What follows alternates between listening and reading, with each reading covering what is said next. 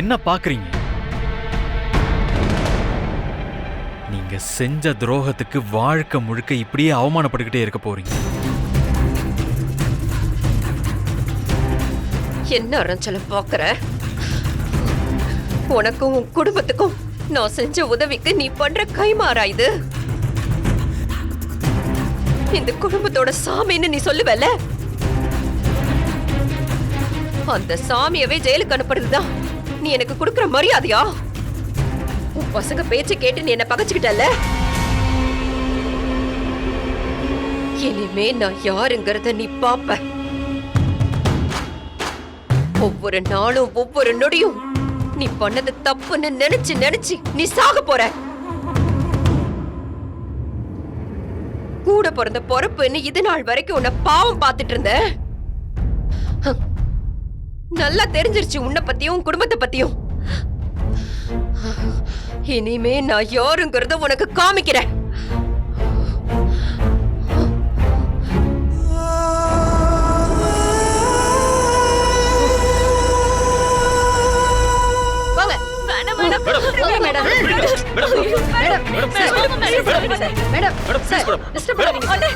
என்ன பாத்து நிக்கிற? நீ சொல்லன, வேணான்னு சொல்லன.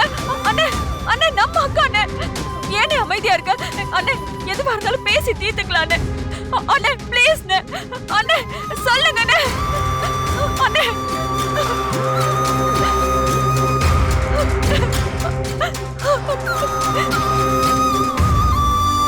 மேடம் அம்மா மேடம் மேடம் நான் சொல்றதை கேளுங்க மேடம். சொன்னா கேளுங்க மேடம். ஜேகே என்ன பாத்துட்டு இருக்க? எனக்கு எங்க அம்மா வேணும். ஏதாவது பண்ணு ஜேகே. மேடம் என்ன மேடம் பண்ணிட்டு இருக்கீங்க? சொசைட்டில அவங்க எவ்வளவு பெரிய ஆள் தெரியுமா? நீங்க வந்து ஒரு பொய்யான புகாருக்காக இப்படி டீல் பண்ணிட்டு இருக்கீங்க. அப்புறம் உங்க மேலே நான் லீகல் ஆக்ஷன் எடுக்க வேண்டியது வரும். யார்கிட்ட வேணாலும் கம்ப்ளைண்ட் கொடு. வண்டியில ஏத்துமா. மேடம் அம்மா அக்கா. அம்மா அக்கா. மேடம் சொல்றது கேளுங்க. Madam please madam. எங்க அம்மா விட்டுங்க மேடம். எங்க அம்மா கூட்டி போகாதீங்க மேடம். Please madam. உங்களுக்கு கெஞ்சி கேக்குறேன். அக்கா அம்மா. மேடம் சொல்றது கேளுங்க. அத்தை மேடம் ப்ளீஸ் மேடம். அத்தை அத்தை அக்கா அம்மா அத்தை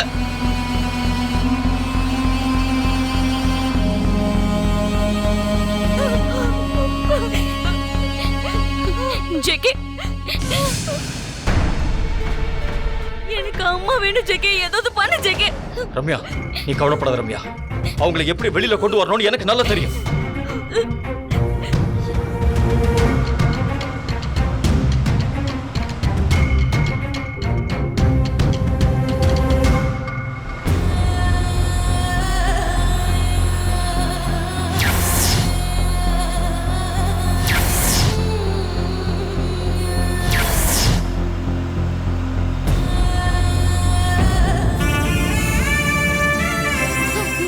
மாமா அம்மா போலீஸ் கூட்டிட்டு போகுது மாமா.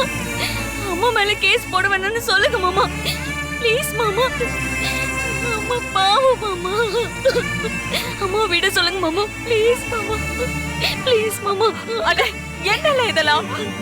தேவி நமக்கு அக்கா மட்டும் இல்ல, அவங்க தான் நம்மள வளர்த்து ஆளாக்கி எல்லாமாவும் இருந்தாங்க. அவங்கள ஜெயிலுக்கு அனுப்புறதெல்லாம் முறையே இல்லைன்னு. அண்ணே நீ போய் கம்ப்ளைண்ட் வாபஸ் வாங்கு. நீ போய் அக்காவை கூட்டிட்டு வானே. அண்ணே போனே ப்ளீஸ் மாமா. அம்மாவை கூட்டிட்டு வாங்க மாமா. ப்ளீஸ் மாமா. அத்தை நீங்க வந்து சொல்லுங்க அத்தை. மாமா போய் அம்மாவை கூட்டிட்டு வர சொல்லுங்க அத்தை. ப்ளீஸ் அத்தை. நீங்க சொன்ன மாமா கேப்பாரு. உங்க கால விழுறது. ரம்யா எழுந்துருமா. என்னம்மா நீ? அம்மா கிட்ட கூட்டிட்டு வர சொல்லுங்க அத்தை. மாமா எதுவும் பேசவே மாட்டேங்கிறாரு. மாமா ப்ளீஸ் மாமா வாய் திறந்து பேசுங்க மாமா. ஏன் மாமா இப்படி அமைதியாவே நிக்கிறீங்க? நீங்க யாருக்காகவும் அம்மா விட்டு கொடுக்க மாட்டீங்கல்ல? இப்ப என்ன ஆச்சு? ஏன் அமைதியாவே நிக்கிறீங்க? மாமா மாமா நீங்க நினைக்கிற மாதிரி அம்மா பிரியமா கடத்திருக்க மாட்டாங்க மாமா. மாமா அம்மாவை காப்பாத்துங்க மாமா. எனக்கு எங்க அம்மா வேணும் மாமா. எங்க அம்மா எனக்கு வேணும் மாமா. ப்ளீஸ் மாமா. பாருண்ணே பச்சை குழந்தை மாதிரி அழுதுட்டு இருக்கா. இத பார்த்துமா உன் மனசு இறங்க மாட்டேங்குது மாமா. ப்ளீஸ் இவளோட உலகமே அவங்க அம்மா தான். அவங்கள ஜெயிலுக்கு அனுப்புனது இதெல்லாம் சரியான? நம்ம 2 பேரும் அனாதையா இருந்தப்போ அக்கா தானே அடைக்கலை கொடுத்து இவ்வளவு பெரிய வாழ்க்கை அமைச்சு கொடுத்தாங்க. அவங்களுக்கு போய் இப்படி ஒரு துரோகத்தை பண்றியேன்னு இதெல்லாம் கொஞ்சம் கூட நியாயமே இல்லைன்னு. அக்கா மேல உனக்கு இருந்த பாசம் மரியாதை எல்லாம் எங்கனே போச்சு? அண்ணே, ஏன் இப்படி கல்லு மாதிரி நிக்கிற? பாருன்னு அம்மா விட்டுட்டு எப்படி அழுது புலம்பிட்டு இருக்கான்னு. அத பாத்துமா உன் மனசு இறங்க மாட்டேங்குது. நேத்து வந்த மருமகளுங்க நம்ம அக்கா விட உனக்கு பெருசா போயிட்டாங்கல்ல. அவங்க தப்பே பண்ணியிருந்தாலும் நீ அக்காவை விட்டு கொடுத்துருக்க கூடாதுன்னு. நேத்து வந்தவங்களுக்காக 50 வருஷம் உறவை இப்படி அறுத்து போட்டுட்டியேன்னு. தேவி அக்காக்கு போய் இப்படி ஒரு துரோகத்தை செய்ய உனக்கு எப்படி இந்த மனசு வந்தது? சத்தியமா கடவுள் கூட உன மன்னிக்க மாட்டாரு. நான் வயிறு எரிஞ்சு சொல்றேன். இந்த பாவம் உன சும்மாவே விடாது. மாமா மாமா என்ன பாரு மாமா. எனக்கு பிடிச்ச பார்த்தி மாமா தான் எனக்கு தரல. எங்க அம்மாவாவது எனக்கு திருப்பி கொடுத்துரு மாமா. எனக்கு எங்க அம்மா வேணும் மாமா. அம்மா ஜெயிலுக்குலாம் போக கூடாது. அம்மா விட்டு வேற யாரு மாமா எனக்கு இருக்கா? மாமா அம்மா மேல கொடுத்த கம்ப்ளைண்ட வாபஸ் வாங்கிட்டு திருப்பி கூட்டிட்டு வாங்க மாமா. நீங்க போங்க போங்க மாமா. மாமா மாமா ப்ளீஸ் மாமா போங்க மாமா. மாமா மாமா மாமா மாமா அத்தை அத்தை ப்ளீஸ் அத்தை. மாமாவை வாபஸ் வாங்க சொல்லுங்க அத்தை. எங்க அம்மா எனக்கு வேணும் அத்தை. அத்தை அத்தை சித்தி மாமாக்கு என்ன ஆச்சு? ஏன் மாமா எதுவும் பேசவே மாட்டேங்கிறாரு?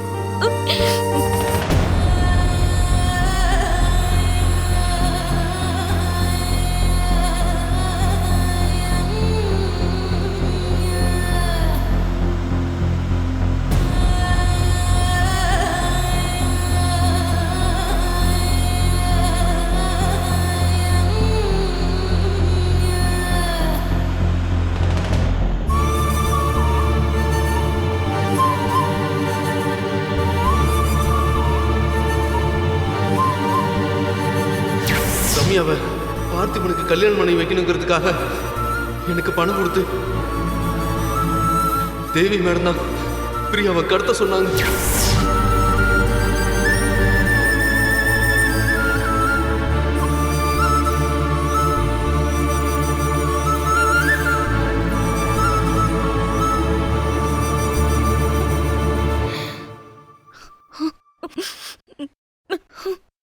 ரம்யா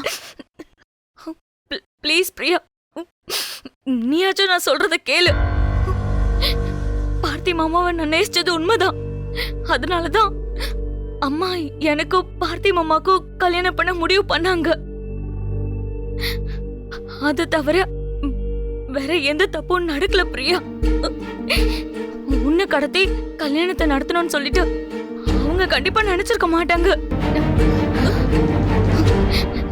நான் சொல்றத கொஞ்சம் நம்பு பிரியா ப்ளீஸ். அம்மா கோவப்படுவாங்க, ஆனா அம்மா இப்படி ஒரு கேவலமான வேலையை செய்ய மாட்டாங்க. அம்மா மேல கொடுத்த கேஸ வாபஸ் வாங்க பிரியா ப்ளீஸ். நீ நினைச்சனா அம்மாவை ரிலீஸ் பண்ணலாம். ஜீவாக்கு அம்மாவை எப்போ பிடிக்காது பிரியா. அதனாலதான் அப்படி நடந்துக்கிறாரு. நீ மனசு வச்சா அம்மாவை இப்பவே வெளியில கொண்டு வந்துடலாம். ப்ளீஸ் பிரியா, உனக்கு கெஞ்சி கேட்டுக்கிறேன். எங்க அம்மா அப்படி பண்ணிருக்க மாட்டாங்க. அப்படி பண்ணிருந்தாலும் மன்னிச்சிரு பிரியா ப்ளீஸ்.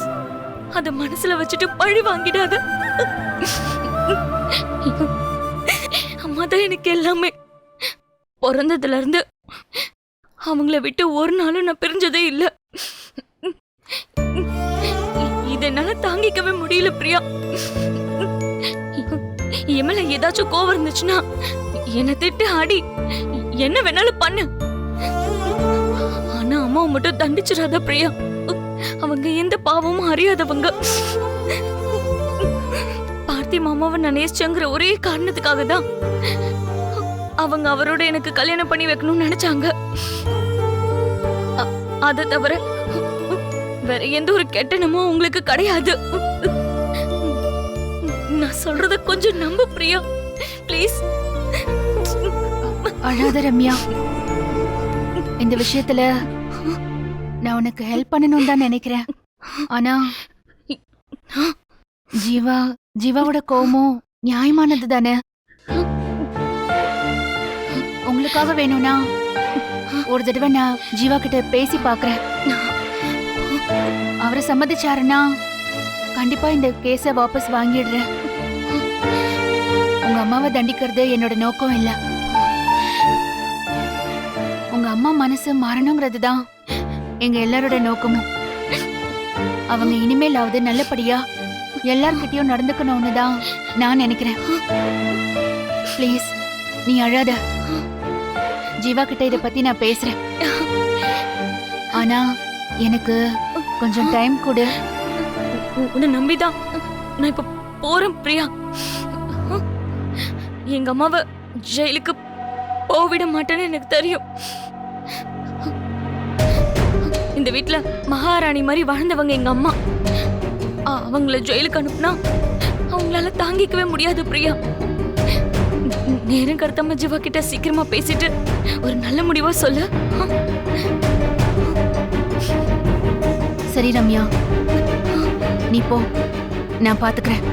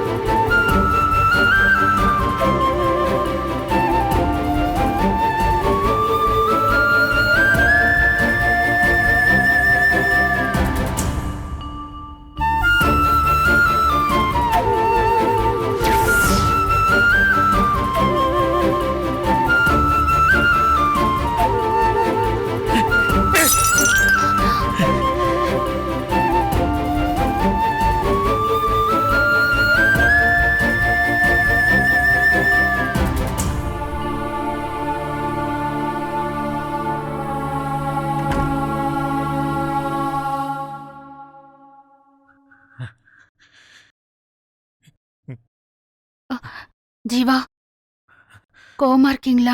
அந்த தேவி செஞ்ச துரோகத்தை நினைக்கும் போது அப்படியே ரத்தம் கொதிக்குது. அவங்க சுயநலத்துக்காக நம்ம வாழ்க்கையை அப்படியே செதச்சிட்டாங்கல்ல. நம்மளோட கனவு, ஆசை, சந்தோஷம் எல்லாத்தையும் அப்படியே குழி தோண்டி புதைச்சிட்டாங்க. இப்படி ஒரு துரோகத்தை செய்யறதுக்கு அவங்களுக்கு எப்படி பிரியா மனசு வந்துச்சு? இந்த கொடுமையை செஞ்சதுக்கு என்ன அப்படியே கண்ணு தொண்டமா வெட்டி புதைச்சிருந்தா கூட நிம்மதியா போய் சேர்ந்திருப்பேன். நல்லவங்க மாதிரி நடந்துகிட்டு இப்படி 4 பேர் வாழ்க்கையை நாசம் பண்ணிட்டாங்கல்ல. இப்படி ஒரு துரோகி இனிமே நம்ம வீட்டுக்குள்ள சேர்க்கவே கூடாது. அவங்க ஜாமீன்ல கூட வெளியில வரக்கூடாது. எனக்கு வர ஆத்திரத்துக்கு அவங்க அப்படியே கொண்டு போட்ட கூட ஆத்திரம் தீராது. ஜீவா, கோவப்படாதீங்க ஜீவா. இனிமே நாம கோவப்பட்டு என்னாக போகுது?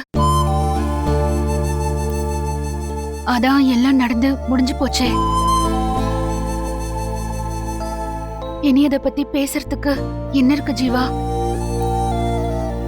யாரோட யார் வாழ போறாங்கறத மனுஷங்களால தீர்மானிக்க முடியாது. இப்படிதான் நம்ம கல்யாணம் நடக்கணும்னு கடவுள் தீர்மானிச்சிருக்காரு. அத யாராலையும் மாத்த முடியாது. கல்யாண மண்டபத்துல நரன் என்ன கடத்தினது, கல்யாணம் நின்னது. எனக்கு பதிலா பார்த்தி காவியாவை கல்யாணம் பண்ணது. என்னோட வாழ்க்கை கேள்விக்குறியானது. என் கழுத்துல நீங்க தாலி கட்டினது. இப்படி எல்லாம் நடக்கும்னு நம்ம யாருமே நினைச்சு பார்க்கலையே. ஆனா நாம நினைக்காதத நடத்துறதுதான் கடவுளோட வேலையே. கடவுள் நினைச்சத நல்லபடியா நடத்தி முடிச்சிட்டாரு.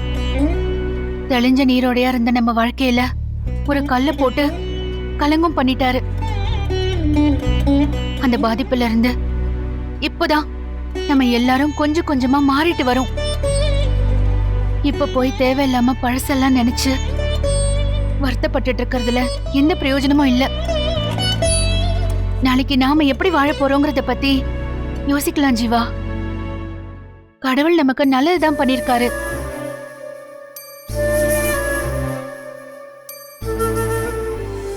தேவி பெரியம்மா தெரிஞ்சோ தெரியாமலோ பண்ண ஒரு தப்பு நமக்கு ஒரு நல்ல வாழ்க்கையை அமைச்சு கொடுத்திருக்கு. அழிவுல ஒரு ஆரம்பம்னு எல்லாரும் சொல்லுவாங்க.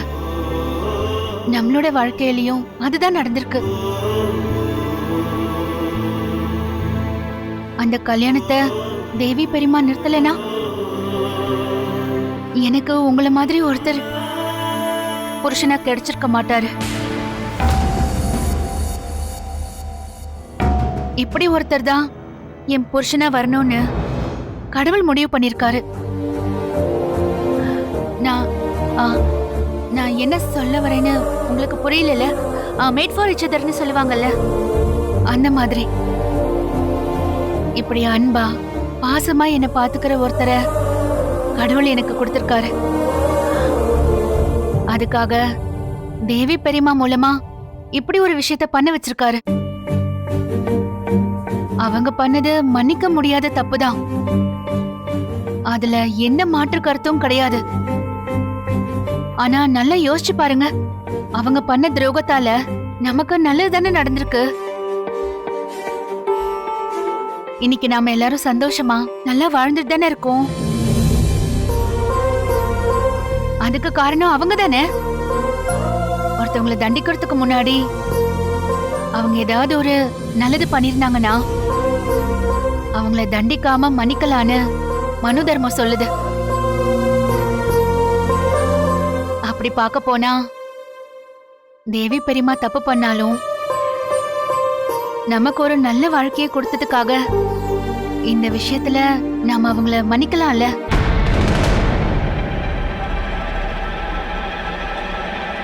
நான் இதை ஏன் சொல்றேன்னா, ரம்யா அப்பா இல்லாம வளர்ந்தவ.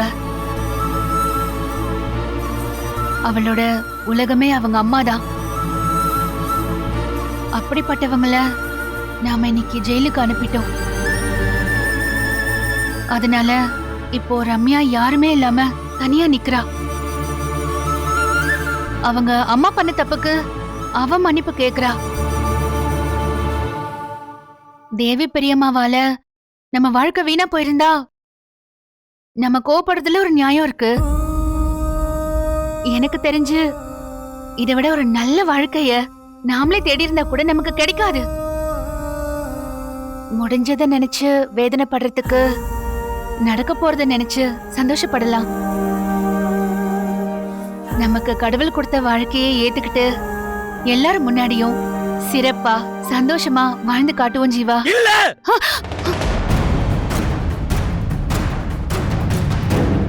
சந்தோஷமா இல்ல, சந்தோஷமா இல்ல.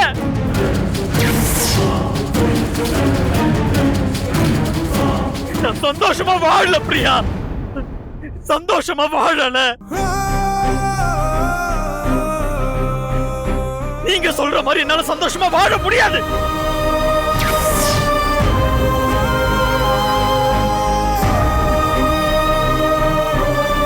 நமக்கு நடந்த கல்யாணத்துல எனக்கு துளி கூட விருப்பம் இல்ல பிரியா, துளி கூட விருப்பம் இல்ல. இந்த கல்யாணம் நடந்த நாள்ல இருந்து ஒவ்வொரு நாளும் நான் நிம்மதி இல்லாம தவிச்சுக்கிட்டு இருக்கேன். எனக்குள்ள நானே புழுவா துடிச்சிட்டு இருக்கேன் தெரியுமா? அப்படியே எரியுது.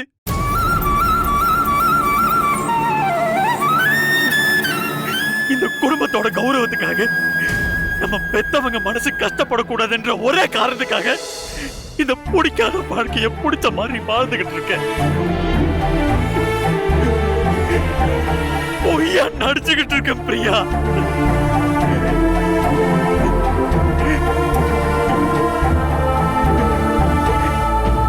பொய்யா நடிச்சுக்கிட்டு இருக்கேன்.